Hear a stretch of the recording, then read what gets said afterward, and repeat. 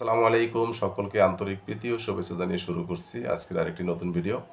আজকের ভিডিওটি অত্যন্ত আকর্ষণীয় এবং তাৎপর্যপূর্ণ এবং হাসি বেদনা উভয়ই থাকবে।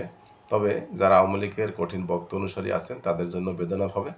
আর যারা আওয়ামী লীগ ব্যতীত যে কোনো রাজনৈতিক দল আছেন তাদের কাছে হাসি এবং আনন্দের হবে। তাই আমি বলতেছি ভিডিওটি আপনারা শেষ পর্যন্ত দেখবেন। তবে তার আগে একটু বলে রাখি, আপনারা যারা আমার চ্যানেলে নতুন আছেন অবশ্যই চ্যানেলটি সাবস্ক্রাইব করে লাইক কমেন্ট শেয়ার করবেন এবং আমার পাশে থাকবেন। এবার মূল আলোচনায় আসি। এখন বর্তমানে যারা আওয়ামী লীগের মন্ত্রী এমপি আছেন, বাঘা বাঘা নেতা আছেন, তারা কিন্তু সাধারণ কয়েদিদের হাতে মার খাচ্ছে। তবে এই মার খাওয়ার ব্যাপারটা আমি একটু শেষের দিকে আলোচনা করব। সবাই ভিডিওটি দেখবেন আশা করি। তবে তার আগে বলে রাখি, শেখ হাসিনা গত 5ই আগস্ট 5ই আগস্ট পালিয়ে যাওয়ার পরে 200+ এমপি মন্ত্রী এবং বিভিন্ন আমলা কামলা এরা কিন্তু অ্যারেস্ট হয়েছেন এবং তাদের বিভিন্ন মেয়াদে শাস্তি হয়েছেন। এখনও কারো চূড়ান্ত ফলাফল আসেনি শাস্তির। হয়তো সামনে কারো কারো ফাঁসির নির্দেশনা আসবে। তবে তারা ইতিমধ্যে কিন্তু কারাভোগ করতেছেন। তবে প্রথম পর্যায়ে তারা কিন্তু যেভাবে সুখে স্বাচ্ছন্দ্যে জীবনযাপন করতেছিলেন কারাগারের ভিতরে, এখন কিন্তু তার 10%ও কিন্তু পাচ্ছে না। প্রথম দিকে তাদের একই সেলের ভিতরে 3-4 জন ছিল এবং তাদেরকে টিভি, তারপরে ফ্রিজ, এসি, সংবাদপত্র এবং সকল বিনোদনের মাধ্যম কিন্তু তাদেরকে দেওয়া হয়েছিল। তবে আপনার বিভিন্ন সংবাদ মাধ্যমে এইটার ব্যাপারে নেগেটিভ নিউজ আসার পর থেকে এই সুযোগ সুবিধা থেকে তারা বঞ্চিত হয় এবং একই সেলের ভিতরে 3-4 জন যারা যখন ছিল তারা তখন কুকুরের মতো কিন্তু কামড়াকামড়ি করেছে এবং তাও কিন্তু তারা বাঘা বাঘা নেতা, যেমন আনিসুল হক, সালমান এফ রহমান, হাসানুল হক ইনু, এদের মতো নেতারা কিন্তু কুকুরের মতো কামড়াকামড়ি করেছে। পরে তাদেরকে ছোট ছোট ছেলে আলাদাভাবে রাখা হয়েছে এবং পলকও কিন্তু তাদের সাথে ছিল।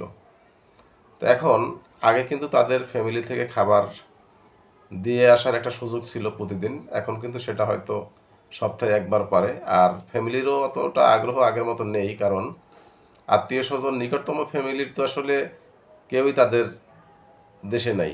হয়তো একটু দূরবর্তী যারা আত্মীয় স্বজন আছে তারাও এখন একটু দূরে সরে আছেন, কারণ একটা মানুষকে 1বার 2বার 3বার দেখতে যাওয়া যায়, কিন্তু প্রতিদিন তো আর খাবার নিয়ে যাওয়া যায় না। এটা আসলে খুবই একটা কষ্টসাধ্য ব্যাপার। আর ক্ষমতা যদি না থাকে তাহলে কারোই এরকম মূল্যায়ন থাকে না।